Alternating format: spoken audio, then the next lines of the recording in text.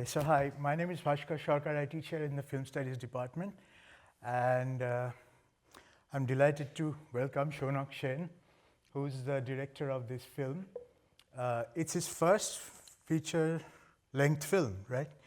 Shaunak is also getting a PhD in cinema studies at JNU in Delhi, and this was my third time watching the film now. And the two words that come to mind, and I mean both of them as compliments. One, uncompromising. Two, exhausting. Exhausting, of course, because of our own transferential relationship to the characters looking for a place to sleep as they're exhausted and walking all over the place. Uncompromising because of the kind of choices he makes of showing certain things and not showing certain things, of avoiding certain kind of pitfalls, and we'll get to that in a few minutes. But I thought we'd start off with the basics. Why this topic? How did you come to this topic? Firstly, thanks for inviting me, and this was a lovely screening, and technically it was excellent to screen here. The film, actually, the incipient impulse for the film was about 4 years ago. So I've always personally had massive sleep problems. So I was diagnosed with insomnia as a child, and it was fairly severe. So I think the interest in thinking about sleep and thinking and engaging with sleep intellectually, etc., arose there. About 4 years ago, I decided to just visit different night shelters in Delhi. And as one visited there, one realized that people sleeping in different night shelters nudged me to visit different informal sleep settlements. So in 2011, according to figures, there were about 3 million homeless only in Delhi. And these are official figures. The total number of night shelters is about 250. Mm-hmm. So the night shelters can only provide a very infinitesimal sort of a fraction of shelter. And as I started visiting Meena Bazaar, I met Jamal Bhai, etc. Then one gets submerged in this world. And so we shot for about 2.5 years and edited it for about 1 year. So, I mean, it started off initially only as a personal sort of interest in sleep and trying to think of how one can conceive of sleep politically and socially. And then it just became something of a free fall. Okay. Now, Cities of Sleep, it's also got this huge social dimension, and you kind of intimate that in the cities. It's many cities, even if it's Delhi. Could you talk a bit more about that? And I'm thinking, in particular, how this relates to things that you don't show, but that are there. You kind of invoke that right in the beginning of the film when you take us to Lutyens's Delhi, the Connaught Circus, but then you don't ever see that element again. And you could have shown us things like, for instance, gated communities and the luxury condominiums. Right. You're right. So the title Cities of Sleep also has to do with it actually not being Delhi's story. I mean, even if you went to a whole range of different kinds of cities in the post-colony, you would encounter similar kinds of things. Maybe Delhi provides a sort of special case study because it's a well-oiled machinery, the sleep industry there. But you're right. So the opening black and white sequence has to do with the idea of the every city, of starting with a city that one is otherwise acquainted with, and then moving on to the city that one isn't. One of my initial interests was also to see how a city gets completely remapped at night. There is a day city and there is a night city, and it's a complete sort of a reconfiguration that happens. And the idea, which is why the rest of the film, of course, in the way that it's aesthetically dealt with, is also that it's messy, it's grimy, it's jerky, handheld camera, etc. Whereas the opening is a kind of over-aestheticized sort of a thing, which, to my mind, puts the city at an arm's length, as an entity, the idea of a city at an arm, and enframes it in a particular sort of way. So we wanted to start off with this idea of the every city and then move into the particularities of the two locations, Meena Bazaar and Lohapul. Okay. The well-oiled machinery, I will come back to that in a few minutes because that's really interesting for, I think, thinking about this film. Tell us a bit about your process, for instance, finding the subjects, how long you shot for. Right. So, in terms of finding the subject, I think Shakil was actually when the whole project sort of started actually blossoming, as in it started taking shape in my head. Shakil, so usually what I would do is that we would go to these places, especially Meena Bazaar, and then do long sort of vetting interviews with. It's funny using the word vetting in America now, but do long interviews with characters. So say about 25 to 35-minute interviews just with people about their lives, about whether they'd be interested in working with us, whether I'd be interested in pursuing their lives, etc. And while I was doing one of these initial interviews, one of my assistant directors came up to me and said that there's this guy who's going on saying that I will tell you things about this place that nobody else can. So I obviously invited him in front of the camera. Now, while we started interviewing him, three things happened. Firstly, within the first 10 minutes of talking to Shakil for the first time in my life, it became completely clear that this guy was a classic unreliable narrator.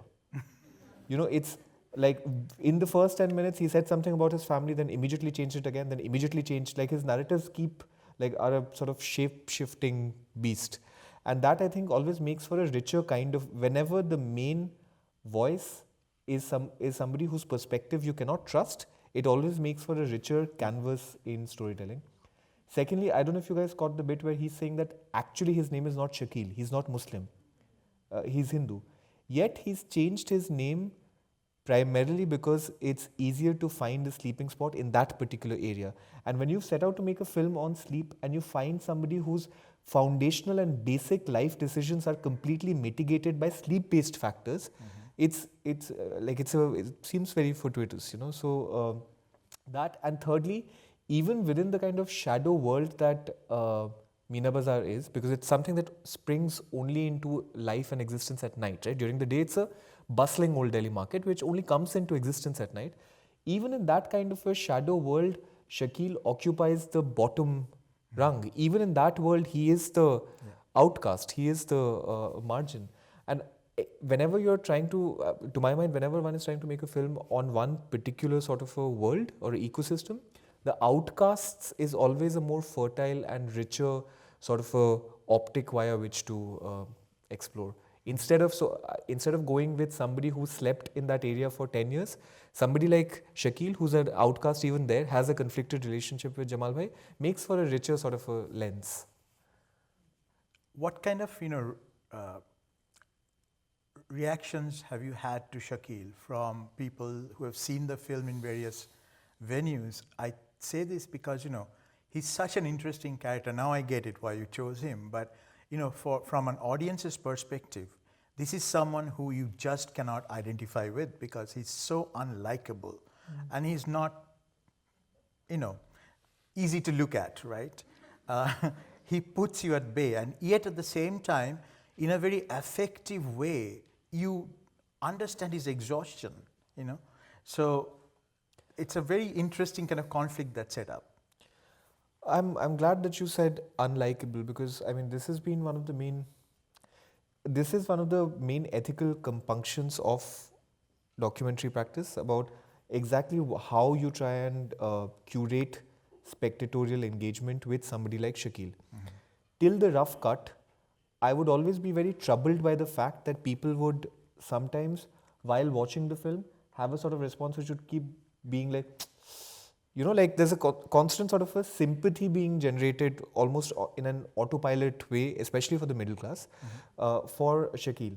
Which is when we brought in the scene where towards the end, he talks about beating up his wife. And he has this kind of a euphoric, chest-thumping sort of a manner in which he talks about beating her. And I know that moment especially sort of short-circuits the relationship that is set. So sympathy becomes a very dangerous thing, obviously, and I really didn't want the fact that he leads such a life of incredible abject inadequacy to completely cloud over our engagement with the character. So it's a very complicated sort of a thin line. Also, I had a very troubled relationship myself with Shakil, because so very early on in the project, it was decided that very often our shooting time was bleeding into his labor time. He begs for a living, right? And we decided that we will pay him for the time that he's giving us. I have absolutely no apprehensions or qualms about saying that, because of course, like, documentary is not a charitable enterprise. It's not philanthropy, right? I've come here. It's something that I've gotten a grant to do its work, and I'm extracting something from his life. So of course one needs to pay him for his labor. Now over time, what started happening is that it became sort of complicated relationship between us in terms of how we work out stuff, you know. So, and after a while, so he was a serial vanisher. So we would shoot him for 3 weeks or a month, and then he would vanish immediately. For 4 months, I wouldn't see his face. In fact, Lohapul, the second location, came in because I was worried I didn't have a film, so I needed to have a backup. So, I mean, it's been a troubled sort of a relationship. Now, you all would be interested in hearing what happened to Shakil after the film. It's a fairly startling story. So after the film gets edited, he completely disappears. After about a year, while casually watching a Bollywood film, Amir Khan's PK, I see him on screen. And we're gobsmacked, right? And so he's playing the role of a beggar in what is a massive sort of a Bollywood film, like a mammoth film with the biggest star in Bollywood. So it was just a bit role that a casting director saw him begging, and there was a shot in which they required a beggar, so they just put him on. Now what happens is, in his village, there's a small regional film industry, like in that district in Assam, where he gets popular, and his name changes to Manoj. His actual name is Manoj PK, because PK was the name of the film. And he starts getting roles. Okay. So he does a couple of roles as a beggar in films. That's what we last hear, and we're shocked that this has happened. Again, for about 4 to 5 months, we lose complete contact. Now, losing contact with him is very easy because he never has a cell phone, right? He can't afford a cell phone. So the only way we get to know when he's here is that you can't just, in a city like Delhi, you can't just go and beg. Each road and each traffic signal, traffic light, is usually informally under the control of certain people. Informally. So you have to seek their permission to beg there. And those are the guys who we knew, who would always inform us that Shakil was coming. So for about 2 to 3 months, we didn't know where he was. He resurfaced about 6 months later, and it turned out that he has a terrible case of leprosy. And his face had gotten completely affected by it. When you beg for money, you have to straddle this very narrow line of being able to elicit sympathy, yet at the same time not be repulsive enough so that people recoil from you. And his face initially seemed to be in that space, but now, so for the last year and a half, he's been getting treatment, which we've been helping him with. But yeah, it's been quite something with him. Tell us a bit about the 2 locations that you chose, and particularly this, sense that we have of a mafia-like organization, the oil machinery, versus the other one, which almost, with Ranjit, it's like an NGO practically, right, from below. Actually, my main interest in the film eventually became the Lohapul area, because I think the Meena Bazaar area that you see is a known sort of like, it exists in the world, I use the word mafia carefully because I also mean it in the sense of it's not just a coercive or an exploitative thing at all. Of course, they're also providing protection. There is a kind of people who are sleeping there are choosing to sleep there because they feel safer there. As simple as that. Of course, it often becomes coercive. Like, there is this scene where this guy gets slapped because he's defaulted on payments. But Lohapul, I think, is a remarkable place because, remember, it started only a few years ago. So Lohapul is the 2-tier iron bridge, underneath which is the river. But there's a thin strip of land under the bridge, and that's where people sleep. And the reason they sleep there is because there's a sort of tunnel effect, and wind is stronger there. So in the summers, it's easier to get sleep there because it's a cooler sort of a place. Breeze. But about 10 years ago, Ranjit recognized that most of the people in his class around him were used to go to the cinemas to sleep, because the cinema as a sort of environment provides a kind of safe sanctuary for you to try and quickly smuggle sleep in. So he merged the two ideas and put a television set there and draped cloths there. Now, today what's happened is that all the people, everybody who sleeps there, we're talking about around 800 to 900 people who sleep there. They've now opened a bank account with a well-known bank called the Sleepers Fund. Like, the bank account is on the name of the sleepers. Whenever somebody falls sick, they draw money from it. They've now gotten an electricity meter, which is an official electricity meter, on the name of the sleepers there. So what's happened is that there is a kind of sleep is becoming a kind of adhesive. This, I think, is new and unique to Lohapul, and I haven't seen it anywhere else, where sleep becomes the sort of basis or the foundation for a kind of kinship, a kind of safe sanctuary for people there. And Ranjit has been able to mobilize sleep in a kind of enabling way. So I do think it's a interesting sort of instrumentalizing of sleep. And community, and there is that sense of fairness about the breaking of the pump. And someone does get slapped, but for being nasty to the person who was breaking it. Remember that the film ends with the two venues almost becoming almost overlapping. Because the police, because in Meena Bazaar there's a skirmish with the cops, and like Shakil discovers in the end, that area has gotten completely ransacked and removed. In the end, Ranjit says that Jamal had come to him and had offered to set up the cot beds there, but he refused. And the reason for that was that he didn't want to, because Jamal prices, like his prices are really staggering, whereas Ranjit doesn't permit that. So Ranjit is a remarkable person, right? He is intellectually, you can take stuff that he has said and replace it with a Foucault or an Agamben, and you won't be able to tell. You know, he's by far the smartest person I've ever met, and he also has a philanthropic sort of an impulse in him. So the prices are always are never very high. It's very, very low. Also, he understands the pulse of the place. So the pricing is based on either 7 rupees or 3 films. You know, so he understands it's a kind of organic sort of setup there where he understands how it works. Also, he philosophically engages with sleep. So the way in which the area has been sort of, there is a kind of conceptualization of I mean, these are people who are disaggregate during the day, very often don't even know each other's names. It's only in the night when they come together, they recognize the other person as the sleeper. So there's a scene in the film where this guy's fallen very sick and the ambulance comes to take him. And if you remember the conversation where the other person right before the ambulance comes tells him that as long as you sleep with us, we won't let you die. So there is a kind of a camaraderie, there is a kind of community. I mean, I would use the word social contract. I understand that it's it comes with a baggage of a kind of Rousseauistic romanticism and, you know, like exclusionary genealogies of race, capital, liberalism, etc. But I do think that there is this sort of there is this something which has been activated there, especially in Lohapul. So, I mean, I wrote down a couple of things. The difference between public property and private property is sleep. This is Ranjit philosophizing. Or sleep takes us beyond the binaries of this world, right? You didn't mention Derrida. That would be Derrida.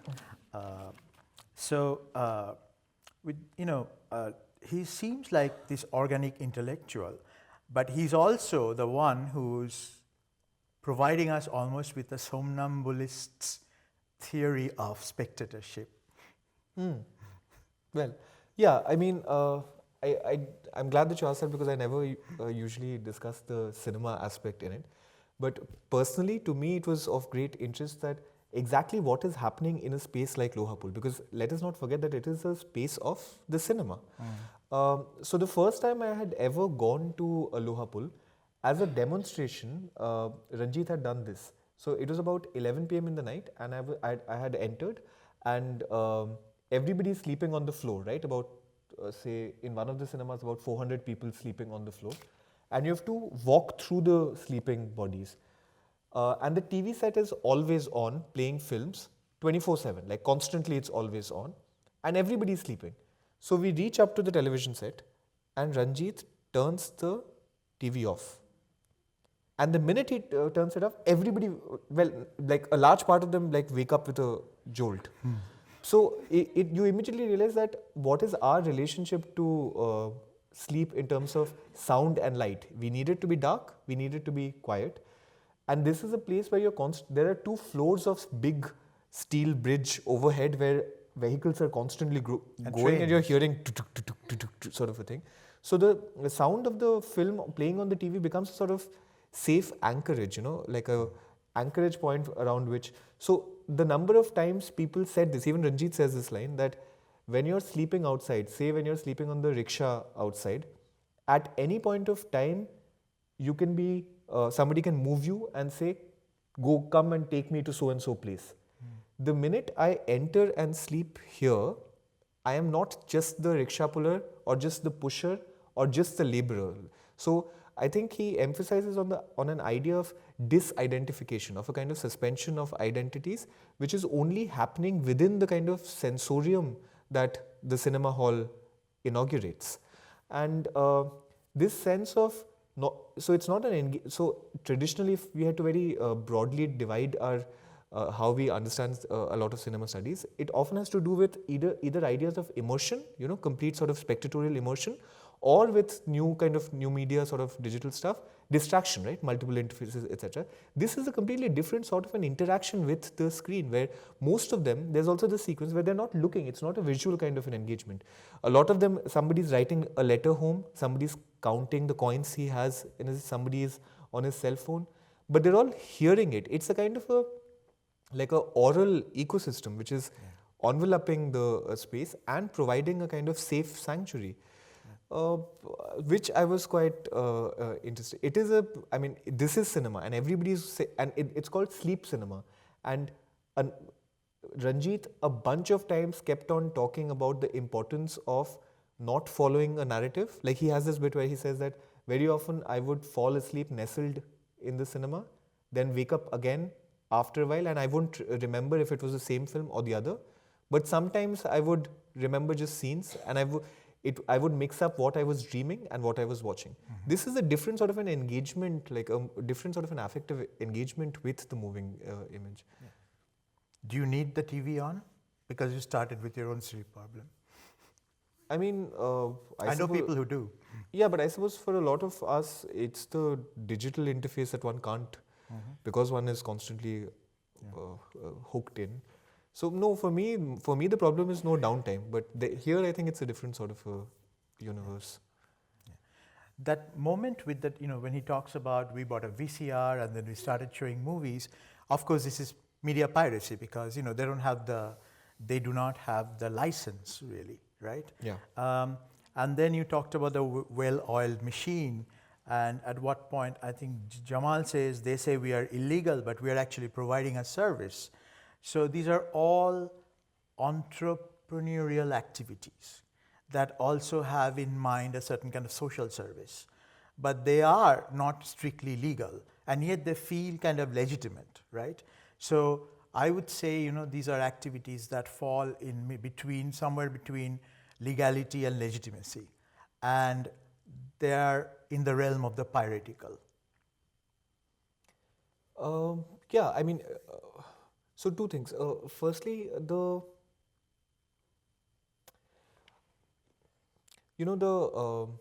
I had started off by mentioning figures in terms of just how we're talking 3 million homeless officially. The unofficial figures would be close to 4.5, and 200 night shelters, each of which can only house about 60 people.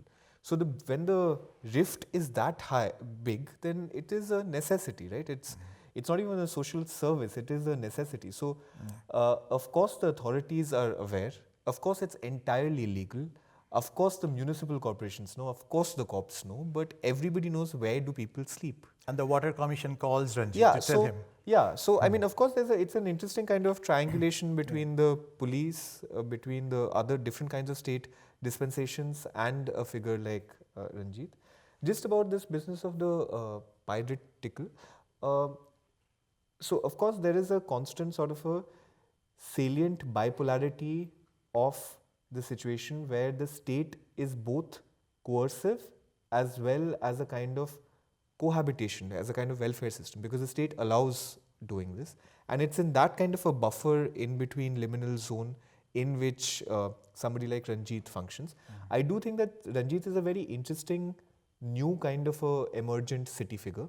Like in a lot of sociology or anthropology coming out of India or South Asia or the post-colony, we keep reading or discussing figures of the squatter, figures of the smuggler, figures of people who come in and extract.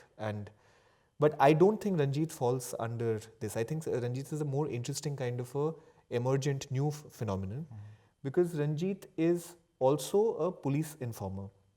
Ranjit is running this entire thing.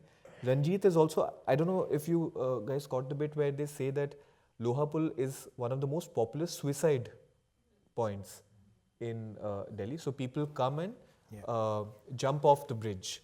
Now what Ranjit recognized is that, so a lot of people sleep in the ridges between the bridge because the wind is cooler there.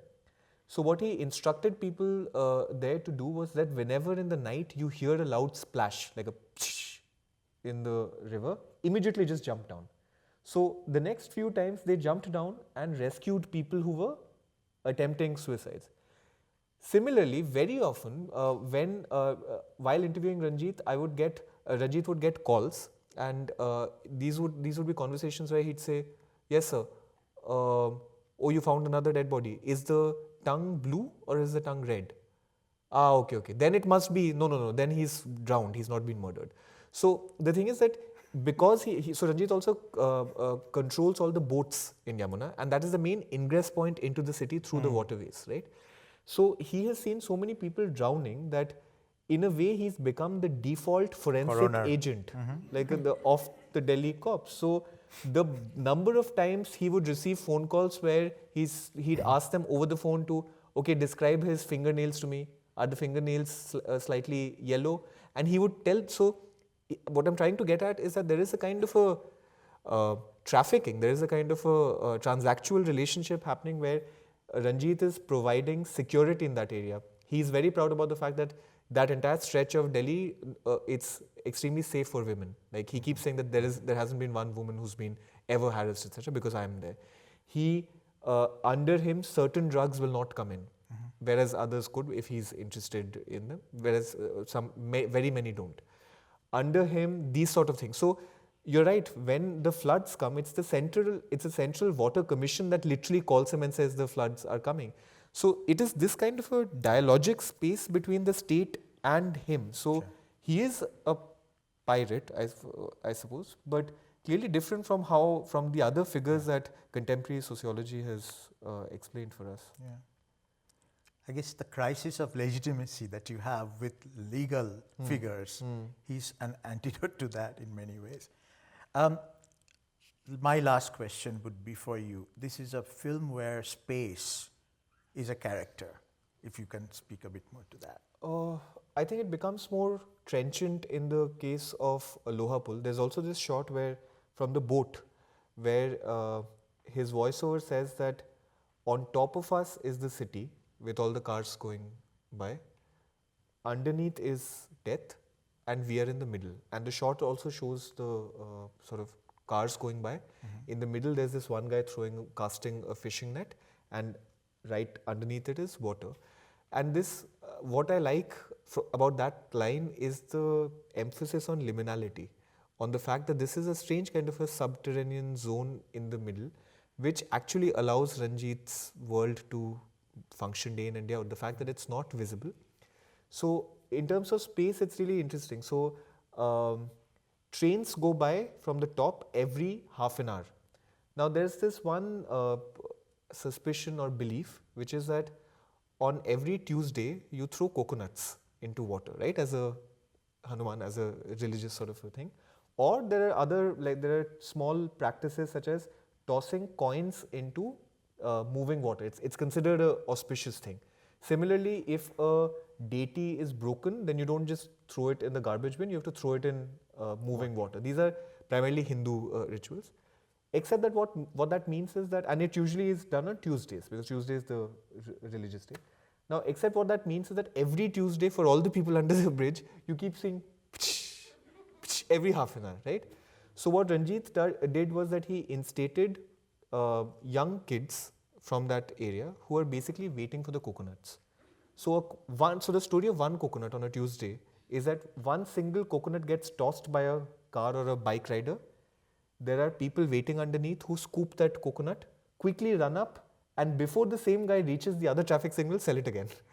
So the same coconut goes up and down a whole bunch of times during this thing. Similarly, there's this thing called gotabazi, which is that when people are tossing coins, there are people underneath who are waiting with huge magnets. There are also some shots of that. Magnets? Yeah. So what they do is that they throw the magnet into the bottom of the river because there's so much trash that the bed has risen, the water bed has risen, and they sort of trawl it through, and the coins get stuck to it. So in fact, there are a couple of shots like this of people just pulling ropes. Now these are clearly organic gestures that have completely stemmed out of the particularities of the space itself. And Ranjit is special because he recognizes them and makes them and augments them in a way that is entrepreneurial and helpful. Socially useful. And socially useful. So these are all people who were, like a lot of them were formerly rag pickers who've now clearly, like, they're now called gotabazis, which I don't know if it's a better way of life, but clearly he's been able to mobilize things specific to that area. In terms of space, Meena Bazaar is interesting also because there is a, remember it's right behind the biggest masjid in Delhi, Jama Masjid, and there is a sort of a Islamic culture there, which is also the backbone of the main sort of charitable dispensation of food, which is why a lot of daily laborers live there, which is why people like Shakil find it easier and conducive to change their religious identities. And especially in today's time, I think it's remarkable that there is, I mean, this sort of the metaphor of a person who has to change his name because the other religion seems to be more amenable to finding sleep in that particular area. I mean, I personally think it's interesting. Questions?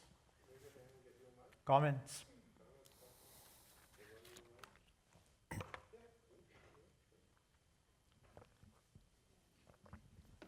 I found your documentary really interesting, and I just wanted to ask, what made you leave the part in where he's completely communicating to you guys and he lets you guys know, you guys don't do anything for me. He's like, you guys just film me.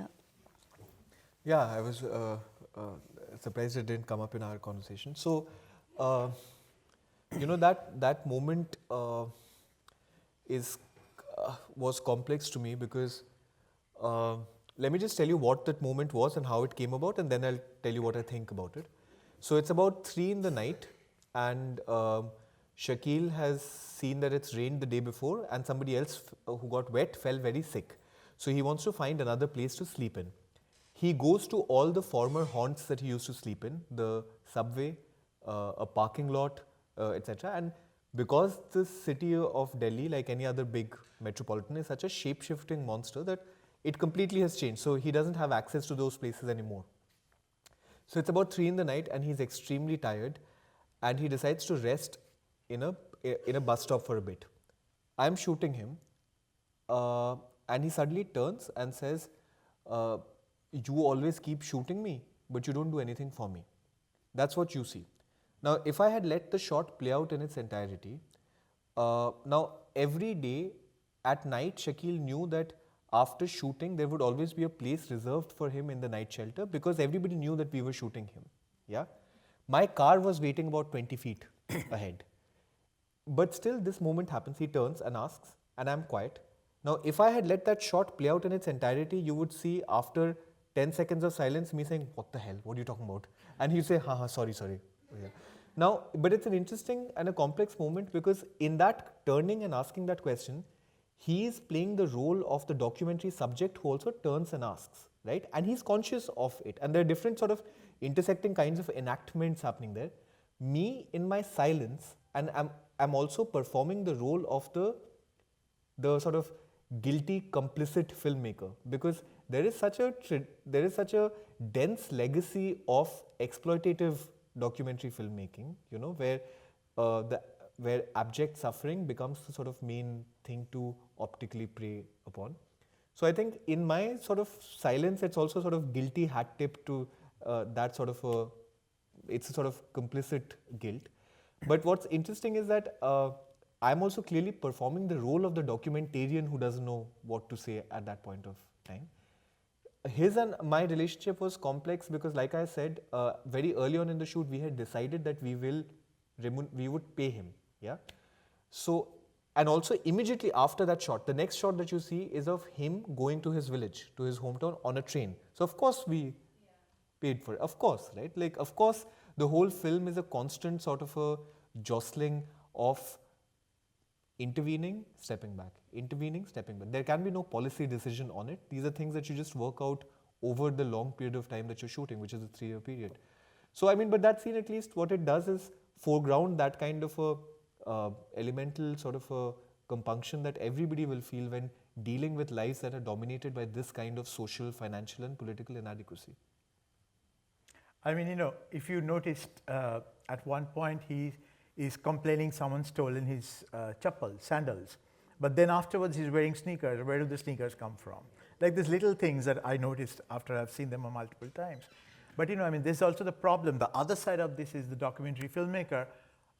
The tendency would be to build him up as this noble beggar, right? He's such a bloody whiner. He's unbearable. That's it by itself. It's interesting,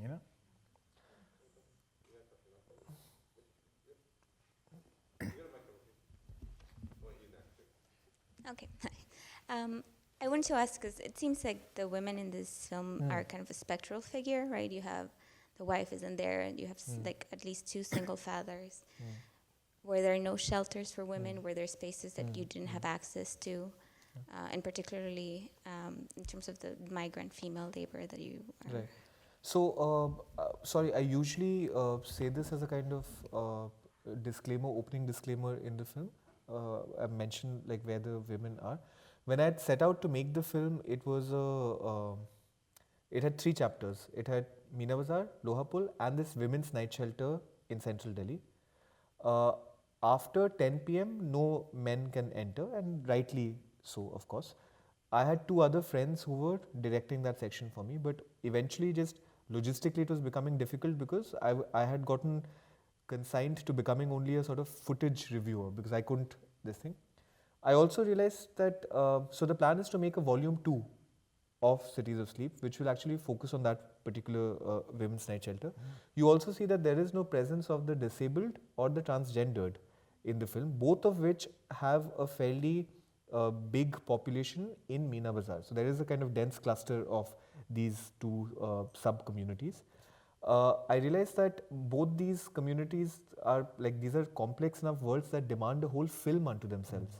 And I didn't want to do a sort of customary box tick to only put them in this film. So the plan is that we will make a volume 2 of the film. Again, looking at sleep and the whole range of issues that opens up.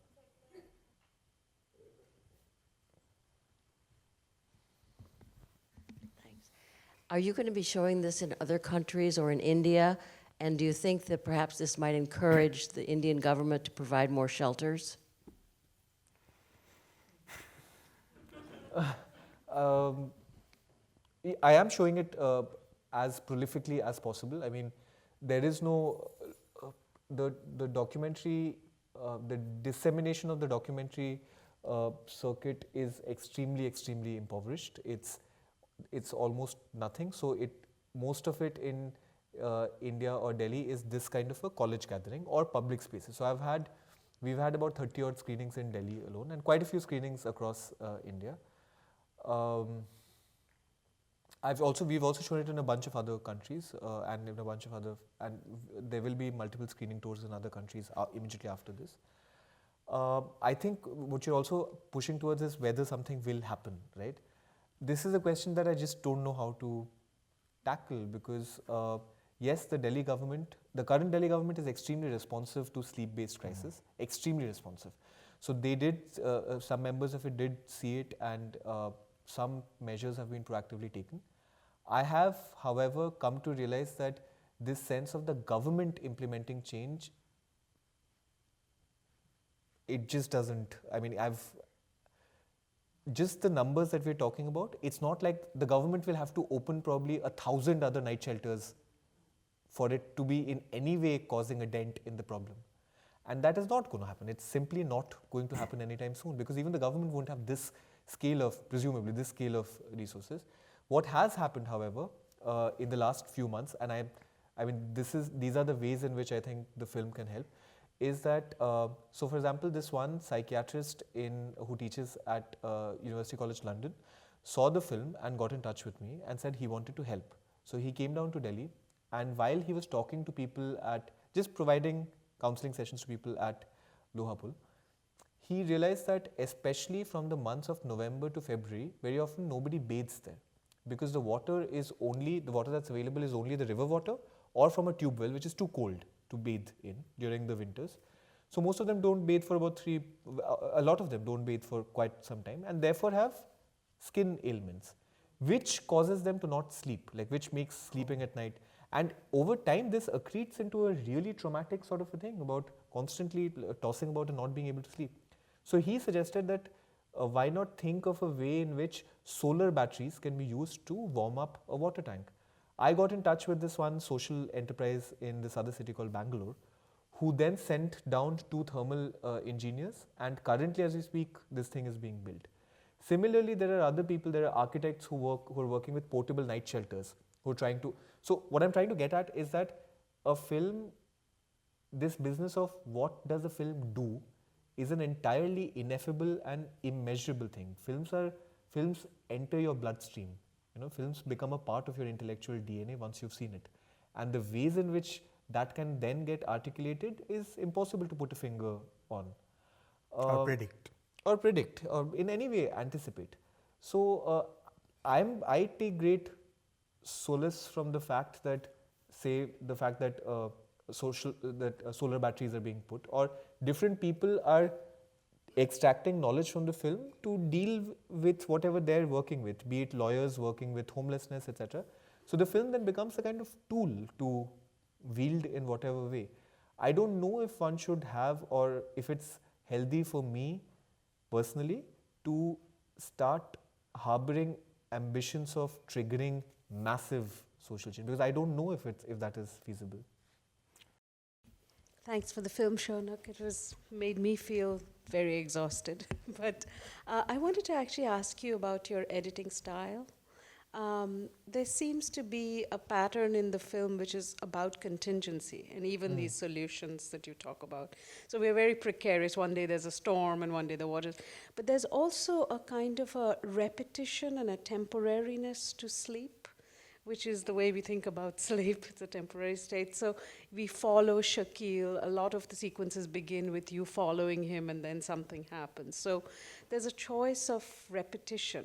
So could you talk about how you set up the pattern of actually keeping us pretty exhausted watching the film? Yeah. Right, that's a great observation, actually. So the main sort of crisis, while I edited it for really long, we edited for about a year and multiple editors, and I finally edited it myself. So it's been a very arduous and painful process, personally speaking. Our main crisis was that essentially the film had to marry 2 distinct styles of narrative exposition. One is narrative, where you follow the spine of a character's life. That this happens in Shakil's life, then this happens, then this happens, then this happens. He goes to Assam, crisis with dad. It's like that is a more familiar, traditional sort of a style where you just do a observational verite kind of a style and just follow whatever is happening. Life emplots action in it. The other style was the Lohapul style, where there is no story in Lohapul, right? It's Ranjit's ruminations, it's Ranjit's ideas, and shots of what you see. So, which was a more essayistic kind of a style. And it's very difficult usually to marry the two, because the joys that one gets from narrative exposition is a lot. You get seduced by it. It's like a roller coaster ride which you just want to hold on to the spine of that and follow. And then in the middle, when a break comes where suddenly somebody is just saying things about philosophical stuff about sleep, it gets very it becomes very, which I don't think the film has still worked out. I still think it's still grappling with that sort of tension. But I wanted to try and attempt a film which was both essayistic as well as into different parts. So one of the ways to counter that was patterning, to seed and to pattern. So you're absolutely right, there is a patterning of water. Almost every single crisis in the film is brought on, it's triggered by water, be it the flood in Lohapul, be it the storm. There are people constantly coming and going. You barely actually ever see people sleeping. Especially in Meena Bazaar, you don't ever see people sleeping. Shakil, throughout the film, is a kind of somnambulist figure who is restlessly walking around, and you barely ever see him sleep. You start from his back, and then, we were earlier talking about the fact that you said that the faces has great affect. I mean, to put it, there is a kind of, I don't know if ugly is the word, but there is something about the face, which is why the first time you see Shakil is from the back, and as the film progresses, you move to the side. The first time you see his face completely frontally is on the day of his birthday, when he's getting a shave. And that is the time when, he's been humanized completely.